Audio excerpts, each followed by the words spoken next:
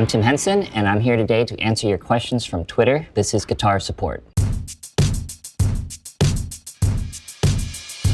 Queen Tay asks, why are bar chords so hard? For a lot of beginners, bar chords are difficult because you have to kind of place one finger across the entire fretboard. For some, like that's just a weird movement. And really, like you're kind of hitting it on the side of your finger versus like the pad. So if you can hit and play all of those notes cleanly, then you'll be able to get a nice bar chord. Premier Guitar asks, what's a riff that sounds easy but is actually hard to play? John Mayer's Neon. Doesn't sound that difficult. And then you watch him play it, he's just got his thumb stretched all the way up here, and it's incredible. So he frets the root of the chords with his thumb and then plays like just regular chords that you would normally do, like all the way up there. So it's just truly a difficult thing to play, especially if you do not have large hands. From Pedro C. Gallardo, what the are boomer bends? Boomer bends is a term coined by Rick Beato and I. It describes a very specific guitar bending lick commonly used in music from the 60s and 70s, the age of the baby boomer. The more twang you give it, and the more like old guy you make it sound, the more boomery it is, I suppose.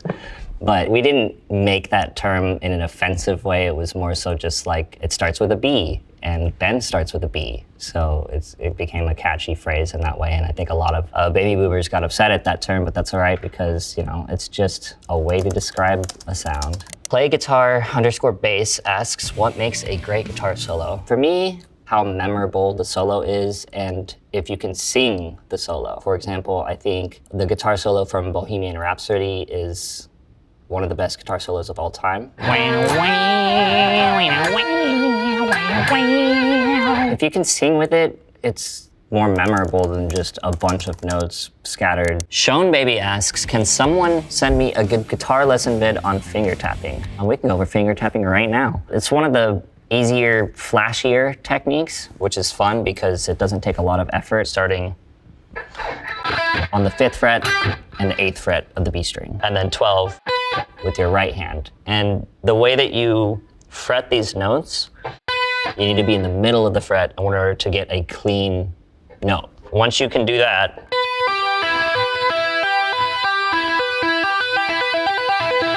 then you just speed it up. So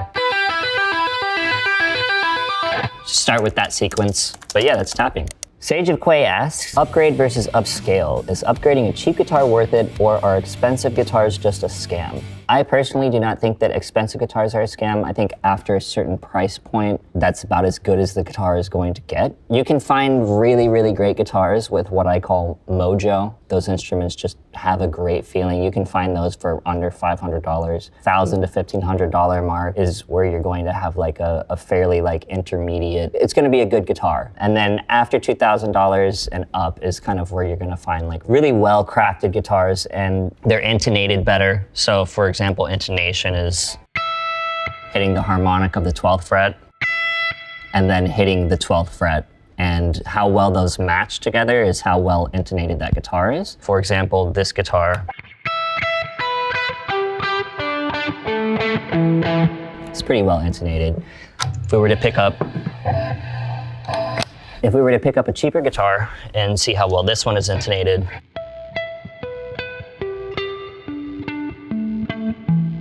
you can tell that it's not the best intonated, but it's not terrible. If you're going to be performing in front of a crowd and you want a stable workhorse, probably want to spend a little bit more on your guitar. Blues Web Radio asks, what does the tone knob actually do? The tone knob is a high cut filter, so when you turn it down, it's going to cut a lot of the high frequencies. So for example, I'm going to play a riff with the tone knob all the way up.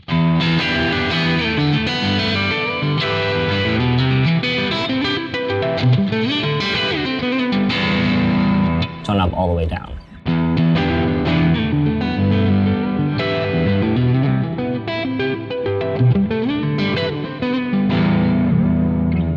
So you can kind of hear the difference between those.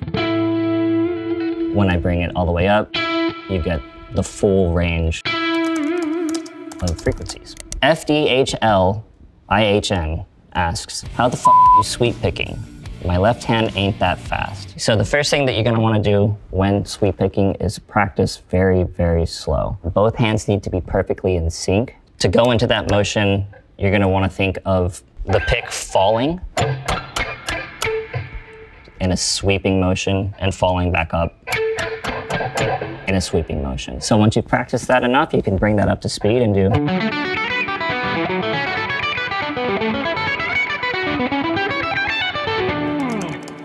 And then sweep picking.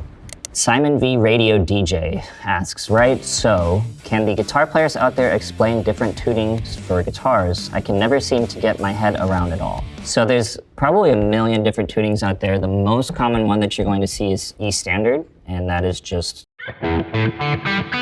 E-A-D-G-B-E. That's a great one to start with because your scales are going to be linear. The next most common one is probably going to be E flat standard. And that one you'll see a lot in older rock music. Tune the guitar down just by 1/2 step so that the singer wouldn't have to belt as hard. It just gives it a little bit of a darker sound when it's down tuned. The next most common one is drop D, or any dropped tuning where your low string is going to go down a whole step. Nice thing about that is that you're able to do power chords, which is the root, the fifth, and the octave. You'll be able to play those with just one finger.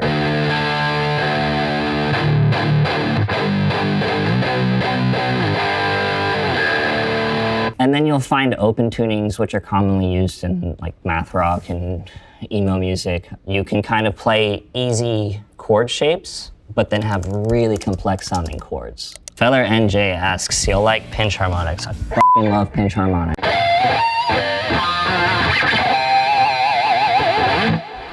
They're awesome. If you want to learn how to do a pinch harmonic, first up, you're gonna switch your pickup selection all the way to the bridge pickup. And with your right hand, you basically take the pick and you're going to hit the string twice. Once with the pick, once with your thumb for one swift action.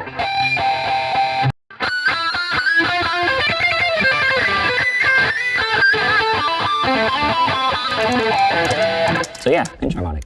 Nathan Relax says, I have no idea what makes a good guitar tone and it annoys me. It has everything to do with taste and using your ears. So I remember when I was 10 years old, I could not hear what the bass guitar was doing. Like, I just couldn't distinguish it between the guitar and the bass guitar. And then, like, just a year later, I was like, okay, I can clearly hear that now, and I don't know what was wrong with me. Now I've been on this earth long enough to understand what a good mix is and why it's a good mix. Listening to a lot of music and comparing mixes and comparing guitar tones will help you on your journey to crafting a good guitar tone. Pneumonia27 asks, do I need to know music theory in order to write songs? I think a lot of the best songwriters of all time probably didn't know any music theory. I myself do not know a good amount of music theory, and if you have any melody in your head and you write it down, you're writing music right there. So no, you do not need to know music theory at all to write songs. Okay, so stack music. What should I learn after learning open and bar chord shapes if I want to learn fingerstyle guitar? If it were me, I would learn right hand techniques. Number one, muting, just with your right hand. And then number two, plucking with all of the fingers. With fingerstyle versus a pick, you can use all of them, so. Thumping is a good technique which you can bring into fingerstyle. But yeah, just using your right hand techniques. Our Diets 55 asks, is it more important to learn how to read music or to practice learning by ear? I guess it really depends on what your goals in music is going to be. If you want to play in an orchestra, probably need to learn how to read music. If you want to play in a band, it's probably good to practice learning by ear. I personally think that learning by ear is a bit more important, as you know, if you're thrown into a performance with other musicians and there is no sheet music, playing by ear, you be doing it no problem. Narati asks, what are common mistakes for people learning to play guitar, aka beginner mistakes? People try to run before they can walk. Let's say that you have a favorite song and it's got like a cool guitar solo or something in it. So you learn it and you kind of skip out on a lot of basic fundamentals of technique and timing and understanding how your hands can affect the tone of the instrument. I was a runner before I was a walker. That helped push me to want to clean up my run by going back and learning to walk correctly. So there's no right or wrong way for anyone to learn how to play guitar, but that is definitely a mistake that people like to make. Prayers for Rain asks, what's a good song on guitar to practice power chords that's fairly easy? I'm trying to learn again. Iron Man by Black Sabbath, classic song, one of the first I ever learned, and it's got power chords. So by definition, the power chord is gonna have your root, your fifth, and an octave. In this case, we're just going to take out the octave and just do the root and the fifth, and we're going to start on the 7th fret of the E and the 9th fret of the A. And it sounds great. It's such a powerful chord, the root and the fifth. The melody is going to be the same chord shape the entire time. Kids Not Saints asks, how the f did Tim Henson write Playing God? Like, can he break it down? I started that with an omnichord, an electric instrument originating from Japan in the 80s. I kind of picked a chord sequence from the omnichord that sounded minor and very classical to me. So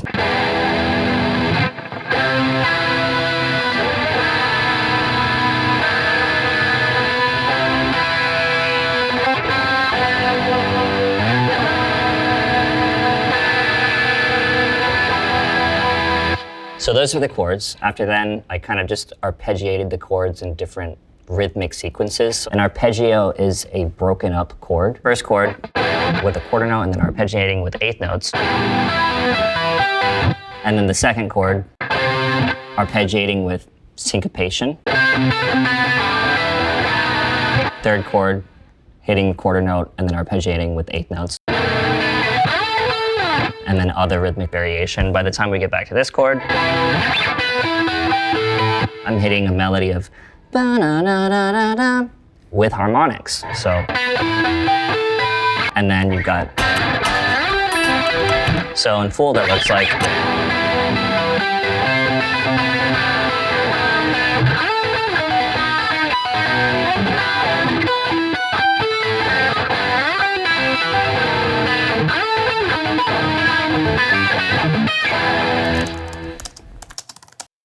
Mud Kaigi asks, how do people freaking learn a song by ear? If you can hear the melody in your head, if you can sing the melody, you can play it by ear. A good exercise is ear training, so sitting down with a piano or any instrument, sing a note and play the note back. Or bum. And also like playing along with your favorite songs. If I wanted to think of Careless Whisper by George Michael, I would sing it.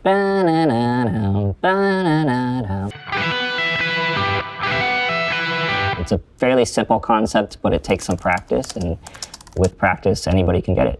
Spaghetti King 10 asks, not to sound postmodern, but what makes a guitar good other than comfort/playability? There's something that I mentioned earlier, which is the word mojo. I guess that's the feeling and how much it inspires you to create, how much it inspires you to play. My first guitar ever was a Squier Strat.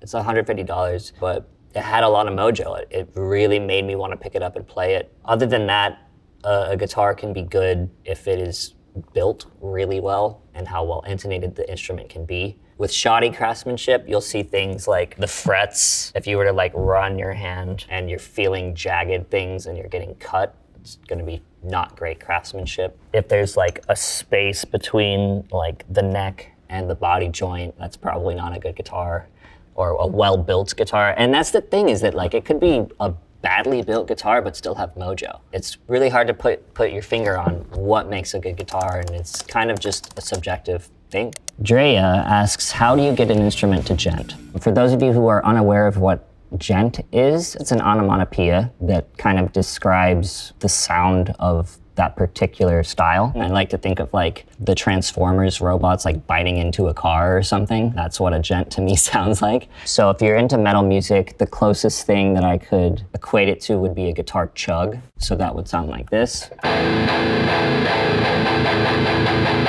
And a gent would sound like this.